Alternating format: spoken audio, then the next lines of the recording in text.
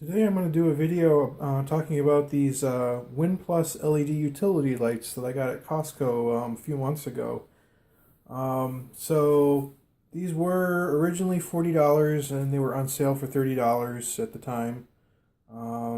They look like they're really nice light fixtures. They're outdoor certified IP65 rated. And they look like they're really high quality units, and they have a motion sensor built in. And so they can be used indoor or outdoor. And I intended to put these in my basement, but I didn't really need the motion sensor for them. But I figured, oh, no big deal, I can just turn that off. It has a whole bunch of dip switch settings for all sorts of things, so I figured, oh, no big deal, we can just shut off the motion sensor and just have an always on unit. Well, apparently that's not the case. So I went online to, after I opened one up, looking how to turn off the motion sensor, and you can't. It's always enabled. Worse still is apparently the motion sensor uses the 5 gigahertz Wi-Fi band to sense motion.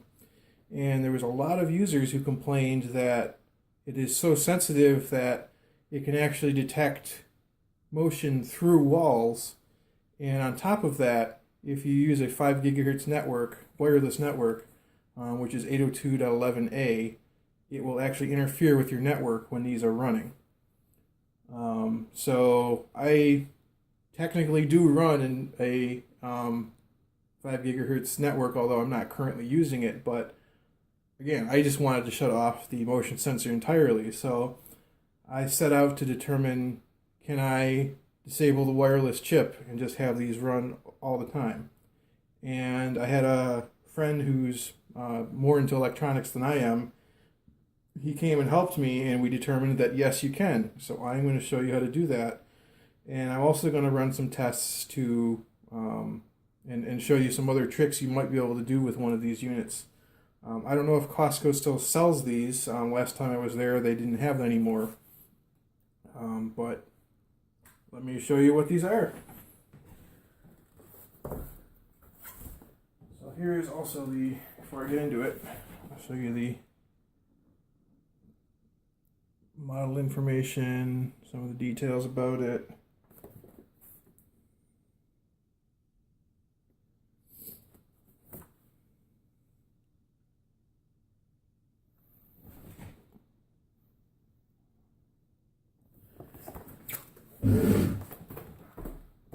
Let's open these up.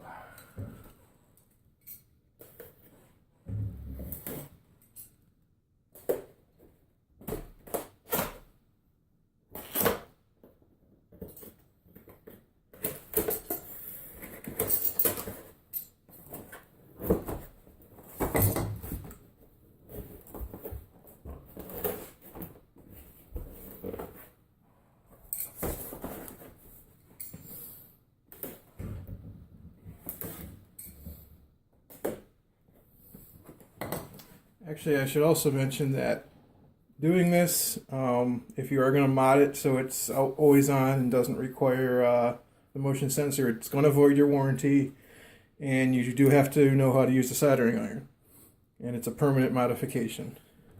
So while I'm here, I'm actually going to turn my soldering iron on.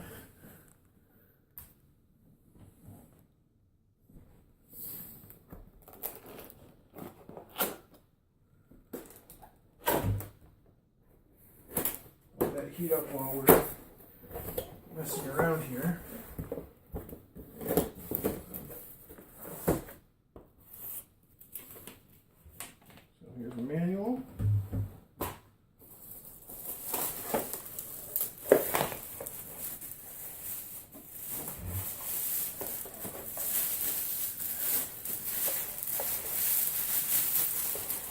And the light strip. There's also a bag of hardware to hang it.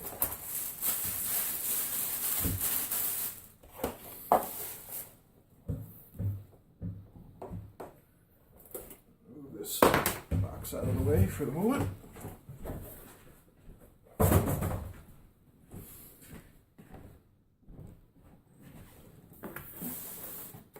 So,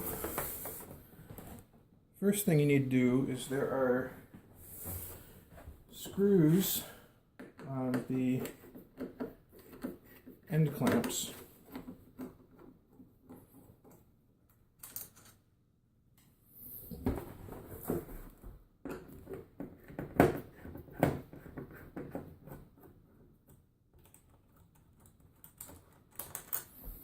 It's just a number 2 Phillips screwdriver. Is he working? No, further.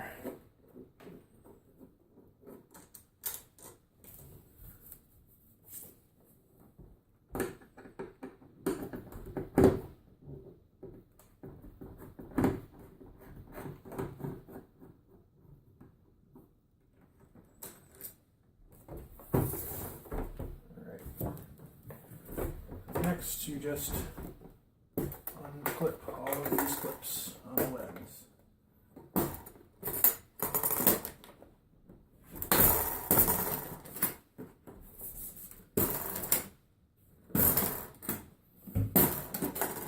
And that top lens just pops right out.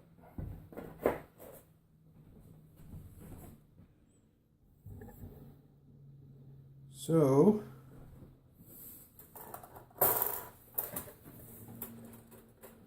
this right here is what we're going to be ultimately getting at. These are the light strips on each side, and this is actually the wireless chip is under here. There's the dip switch settings if you just leave it alone and use it normally. So next, there are on each end there are these little cross-like things which you just twist 90 degrees.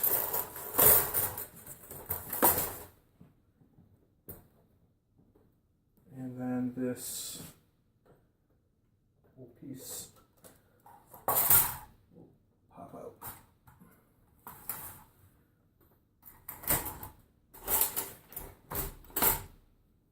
And that's generally for if service is in mind. So you can get at the transformer, which is what we're trying to access here. So next, we're going to remove this metal cover over the transformer.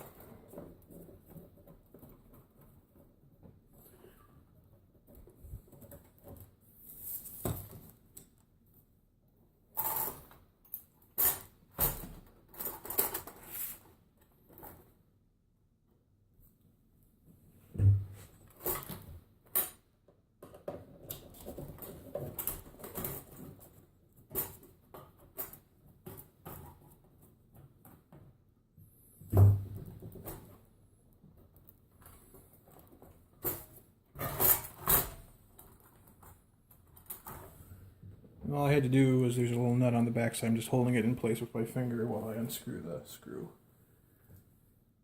So now we can remove that cover.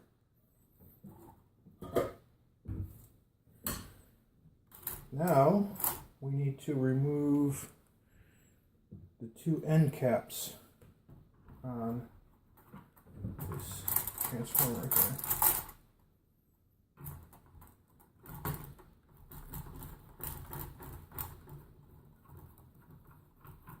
And it's just a Phillips screwdriver.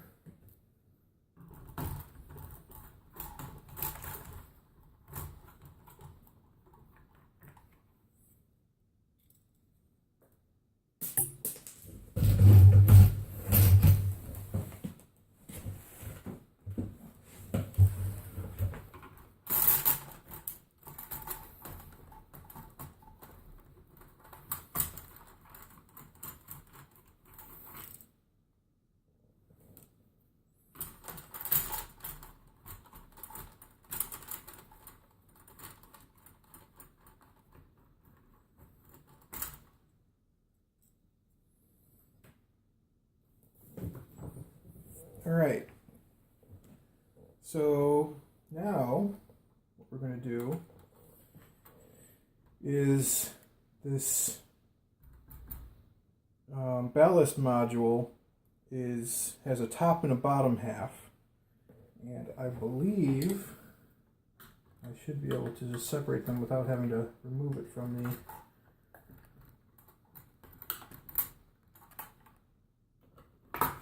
the case. I did the first time. A little extra work for myself.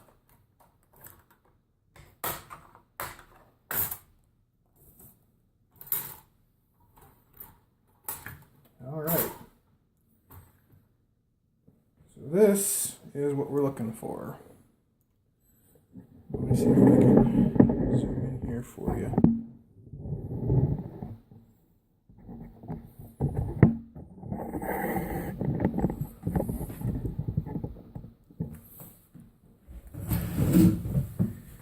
So this top center board, this tiny little board here, is actually the one that holds the wireless chip.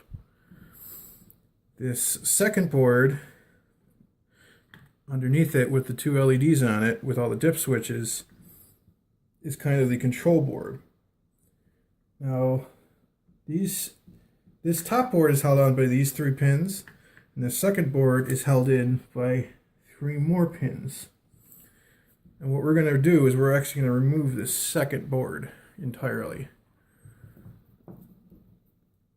So I have a desoldering tool in addition to my soldering iron. Sometimes one is better than the other in certain situations.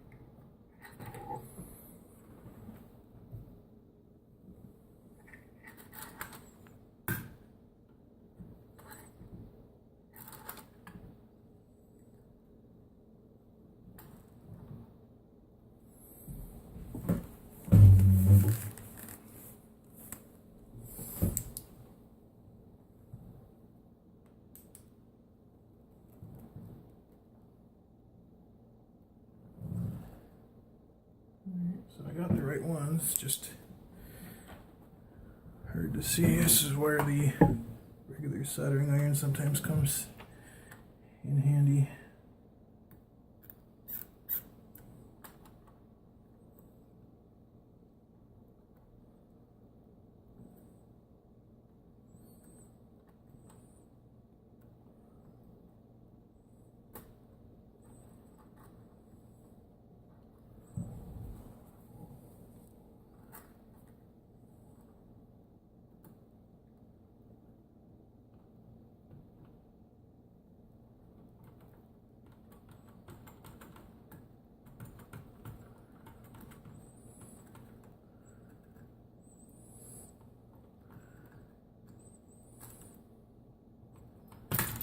Go.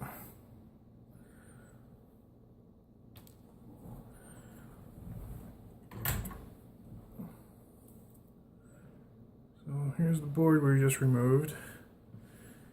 You can see the wireless chip in there.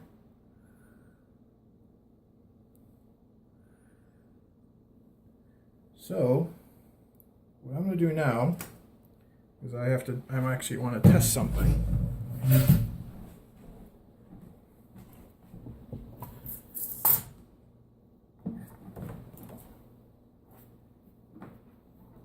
I'm going to see if the light just turns on straight away with a brand new, never turned on unit.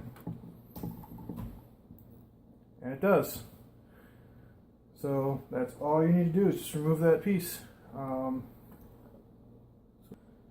I'm going to do next is I'm going to put this back together, and then I notice that these tend to run a little hot, so I'm going to put a unmodified unit, turn an unmodified unit on, turn one of the modified units on, and just do a temperature check to make sure that they're running reasonably the same temperature.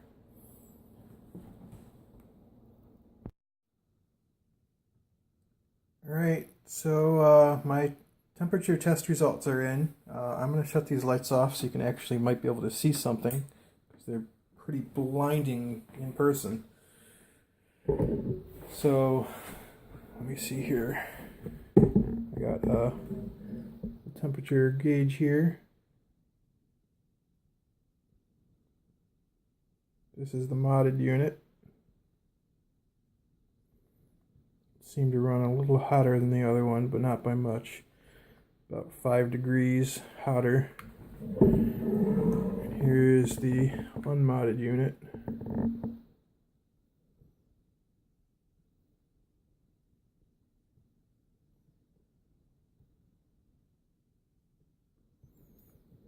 The only real difference, the way you can tell, is the modded unit is missing the